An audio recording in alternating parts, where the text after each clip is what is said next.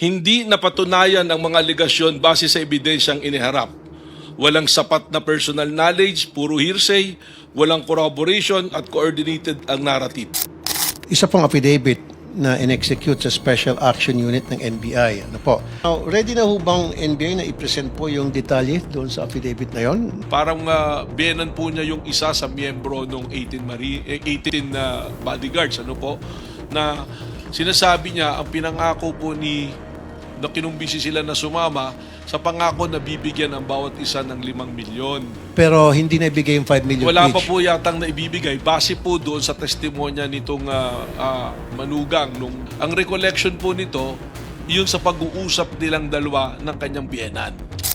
Tapos nang mabasa ko na mismo yung affidavit ng kanyang pinagbatayan na sinasabi niyang nagbigay daw ako ng pera o nag-alok ng pera para magsalita yung mga Marines, ay ang kinikwento niya ay galing sa isang kwento na ikinuwento rin doon sa isang tao.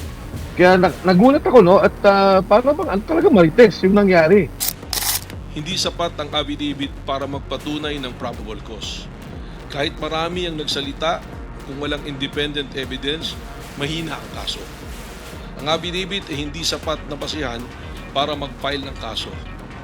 Sa report, binanggit na kahit hearsay ay pwedeng gamitin sa preliminary investigation, pero dapat ay may substantial basis na wala sa kasong ito. Ang assertions ay uncorroborated at ang mga affiant ay hindi nakakita ng material facts. Next slide, please. Public representation. Balik po tayo ron sa pag-label nila ng 18 Marines. Ipinakilala ang grupo bilang 18 Marines na parang may dagdag na integridad. Halimbawa, ginamit ang label nito sa media para palakasin ang kredibilidad ng grupo kahit hindi naman miyembro ay tunay na Marines. Sa report, lumabas na may Army Reservist at civilian at sinama sa grupo ang popular narrative na Marine Honor Code ay hindi tugma sa aktual na record. Katunayan, nakita na natin ang AFP at ang Marines naglabas na ng pahayag na huwag silang tawaging 18 Marines. At pag hindi po honorably discharged, hindi po makukonsidera na sila ay napabilang sa Marine Corps. Next slide, please. Next slide. Actual composition. Sa totoo lang, ilan lang ang honorably retired.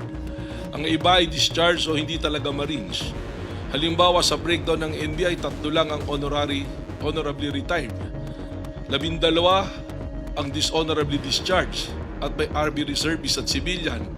Karamihan pa po rito ay merong mga naging kaso at merong isa na merong pang patuloy na dinidinig na kaso. Ang popular narrative ng Marine Honor Code ay hindi tugma sa actual na record. Ang Philippine Marine Corps mismo ang nagsabing karamihan ay dishonorably discharged at maikli lamang ang serbisyo. Meron po rito 10 buwan lang na nagserbisyo sa Marine, nag-awol na po. At ang karagdagan po rito, para tawagin sila na Marines, matagal na po yung ibang wala sa Marine Service bago po na-recruit ng grupo po ni dating Congressman Saltico. Next slide, please. Effect of credibility. Nagkakaroon ng maling akala na lahat ay may mataas na integridad dahil sa titulo, kahit hindi naman totoo. Halimbawa, publiko ay naniniwala na ang grupo ay may marine values, pero may mga miyembro na may record ng misconduct o hindi naman tunay na Marines. Sa report mismo ng Philippine Marine Corps, ang nasabing karamihan ay dishonorably discharged at maikli lamang ang serbisyo. Ang invocation ng Marine Honor ay walang institutional basis sa grupo na ito. Next slide, please. Legal impact of title breach.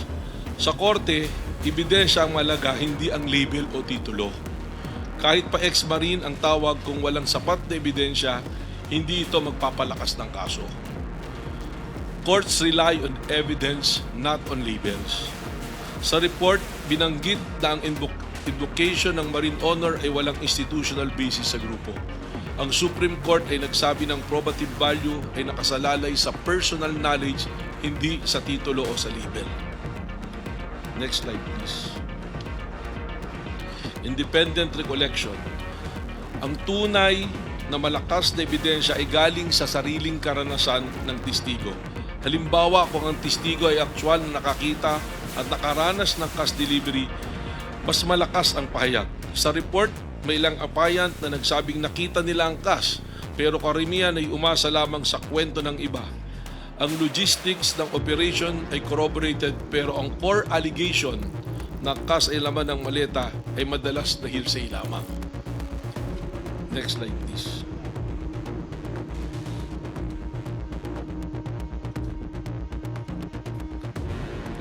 Pinagsama-sama ang pahayag ng grupo sa isang affidavit. Halimbawa, may mga miyembro na hindi alam ang buong kwento pero isinama ang kanilang pahayag sa collective narrative. Sa report mismo ng apayant ng nasabing hinalo-halo ang affidavit at binuo ng kanilang counsel na si Atty. Baligod, ang collective execution ay hindi nagko-convert ng hearsay sa personal knowledge. Next slide please.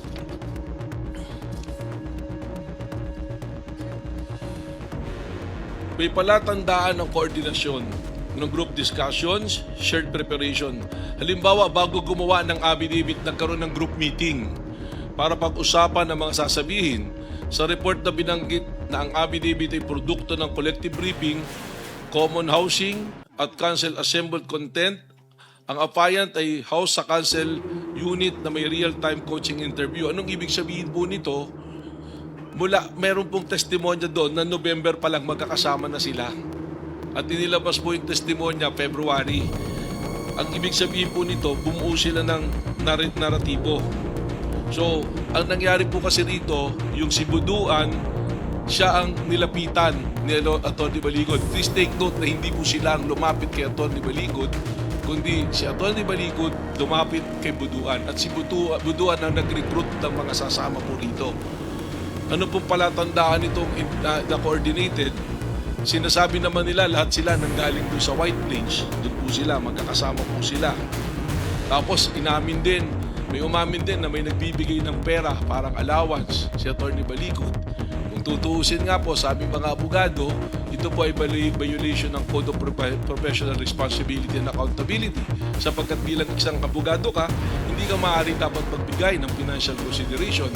Papasok po ito sa tinatawag na champertus contract na maaaring meron kang inaasahang kapalit sa pagtulong mo sa iyong abogado. Magkaiba po ito doon sa tinatawag na contingent basis na agreement ng pagiging abogado. Sinabitan po mismo, halimbawa, specific level that Baligod suggested to Buduan that 18 should stay in Baligod's residence. So inoffer po talaga yung tirahan. Meron po talagang pag-aalok na pumunta ro. At si Buduan po is one of those who are dishonorably discharged. Ang kaso po niya rito, corruption Ito si Buduan. Siya po ay isa kasama doon sa volunteer doon sa Golan, yung peacekeeping po na pinadala natin. So meron po kaming, halimbawa lang po yun, ang NBI po ay may record, service record ng lahat po ng 11 ito. Next slide please. Legal implication. Ayon sa batas, kapag coordinated ang testimonya, bumababa ang probative value nito. Halimbawa, kung pare-pareho ang wording ng affidavit, maaaring indikasyon ng coaching o collusion. Coordinated testimony reduces probative value. Sa report na binanggit ng Supreme Court na doctrine ng coordinated testimony ay may diminished weight. Ang collective narrative ay hindi reliable marker ng independent testimonial reliability.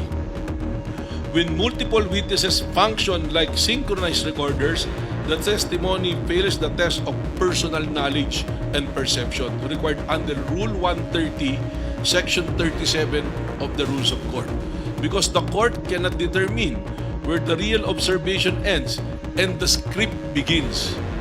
The probative value of the synchronized statement are discarded entirely. Ito po ay decided case na ng Supreme Court sa People versus Centeno. The Supreme Court explicitly stated that perfect symmetry among testimony does not inspire belief. Instead, it breeds suspicion that the testimonies were rehearsed or concocted. Next slide, please. Key distinction between independent and collective. Attorney Independent. Matibag, I'm sorry for interrupting. How many more minutes do we I'm about to wrap up. 3 slides na lang po. Okay, thank you. Independent, malakas na ebidensya. Collective, mahina. Ang independent recollection ay personal na karanasan, samantalang ang collective narrative ay pinaghalo-halong kwento ng grupo. Sa report, lumalabas ng logistics ng operation ay corroborated, pero ang core allegation, lakas ang laman ng maleta, ay madalas hearsay lamang. Next slide, please. Integrated findings, weak evidence, misleading title, non-independent testimony. Tatlong issue. Mahina ang ebidensya. Misleading ang title at hindi independent ang testimonya. Ang affidavit ay hindi sapat. Ang ex-marine ay misleading at ang testimonya ay coordinated. Sa report, binanggit na walang credible witness na makapagpapatunay ng buong aligasyon at photographic evidence ay compromise. Ang political context ang kaso na nagpapakita na coordinated ang operation, hindi independent whistleblowing. Ano pong ibig sabihin nito? Dahil kino-coach, depende po doon sa political perception or political belief ng tao. Ang halimbawa na nga po rito, doon sa mga unang lumabas na affidavit, binabanggit po yung 2 senador, pero nung nag-iba na yung alyansa ng senador, iba na po yung affidavit at may mga dadagdag pa po na personalidad. Last slide na po. Ano po ang konklusyon dito po sa aming ginawang pag-iimbestiga?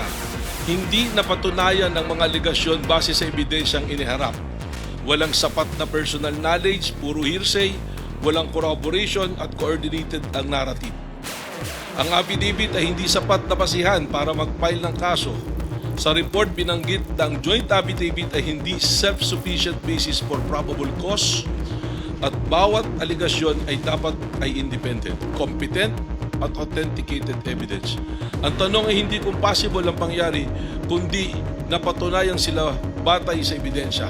At ang kasong ito, hindi nila napatunayan. Maraming salamat po and we can submit the full report to the committee. Thank you. Yes, and just a administrative matter to the director. The report, please, and the attachments, including the affidavits of the 6 or 5. 5 po yung pumirma po. Yes. Pero we were able to get everyone na recorded po dito. Yes, so the report plus the attachments so that we have a full appreciation of your documents. Thank you, Mr. Chair. Thank you, Attorney Senator Pangilinan. Doon po sa ibang guest po natin, do you have any presentations or opening statement? Please make it brief.